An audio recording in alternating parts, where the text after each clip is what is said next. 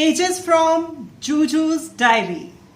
Good morning friends, प्यार भरा नमस्कार। वो कहते हैं ना कि ईश्वर जो करता है सब अच्छा करता है। जो भी होता है ईश्वर की मर्जी से वो अच्छा ही होता है। हमें लगता है कि कुछ गलत हो रहा है, जो हमारे साथ हो रहा है वो सही नहीं हो रहा है, इससे तो हम परेशान हो रहे हैं, इससे तो हमें कितनी प्रॉब्लम्स आ रही हैं, ये भगवान ने हमारे साथ क्या किया। ये विचार आते हैं, बिल्कुल आते हैं, पर हर अच्छाई में भी कोई बुराई होती है और हर बुराई में भी कोई अच्छाई होती है। इसको अगर मैं थोड़ा सिंप्लीफाई करूं और आपको समझाऊं कि ईश्वर की मर्जी जब होती है तो बुरे में भी अच्छा होता है, बुराई में भी अच्छाई को ढूंढा जा सकता है। तो उसके लिए एक छोटी सी कहानी सुनाऊंगी।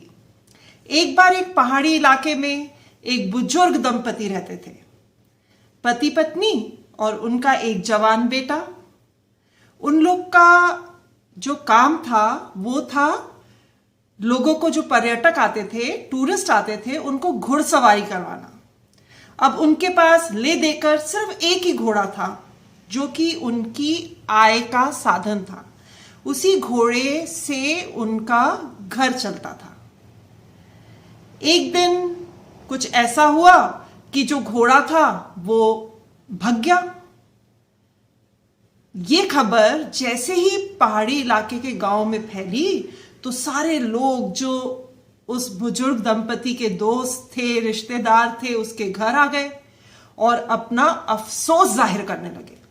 बहुत बुरा हुआ, अब तुम क्या करोगे, तुम्हारा तो एक ही घोड़ा था, उसी से तुम्हारा घर चलता था, बेटा भी अब बड़ा हो गया, उसको किसी नौकरी में भेज दो। बस ऐसे ऐसे लोग अपनी बातें करते और बुजुर्ग दंपति को कुछ सांत्वना देकर चले जाते। पर वो जो बुजुर्ग आदमी था वो हमेशा हर किसी की बात पर सिर्फ एक ही जवाब देता था, ईश्वर जो करता है अच्छा करता है, इसमें ईश्वर की ही मर्जी होगी, तो जो होगा अच्छा होगा। उसका ये जवाब सुनकर लोग बड़े चकित हो जाते और सोचते कि शायद इसका दिमाग है थोड़ा सा खराब हो गया है क्योंकि इसका घोड़ा गुम गया है, तो अफसोस करते हुए चले जाते। कुछ दिन के बाद वो जो घोड़ा गायब हुआ था वो वापस आ गया और जब वापस आया तो अपने साथ 2-3 घोड़े और ले आया।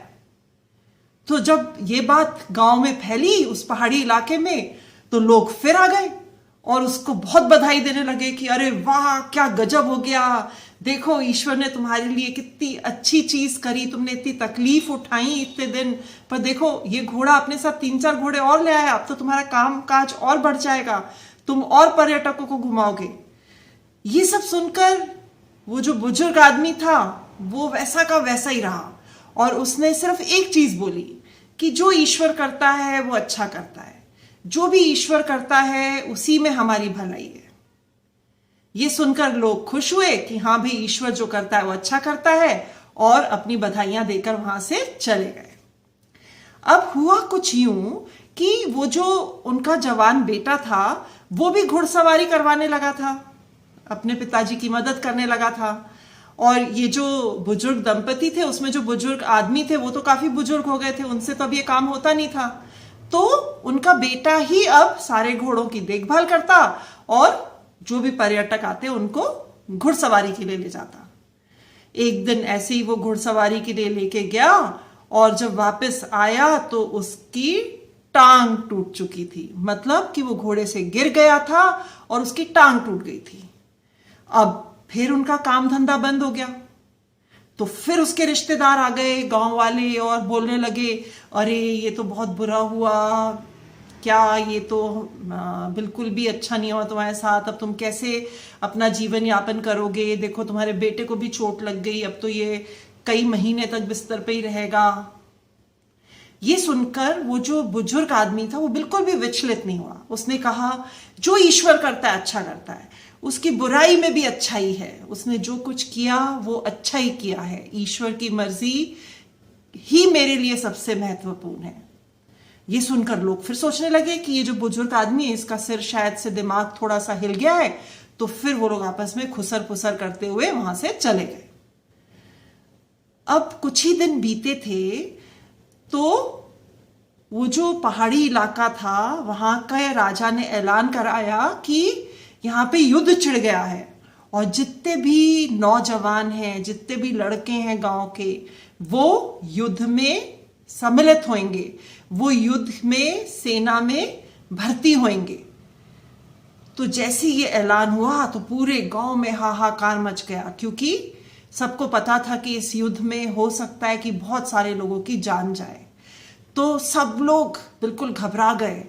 पर वो जो बुजुर्ग था उसका बेटा, क्योंकि टांग टूटी हुई थी, जख्मी था, तो उसको जो राजा के सैनिक थे अपने साथ नहीं ले गए, वो घर पे ही रहा। बाकी जितने भी नवयुवक थे सबको राजा के सैनिक अपने साथ ले गए।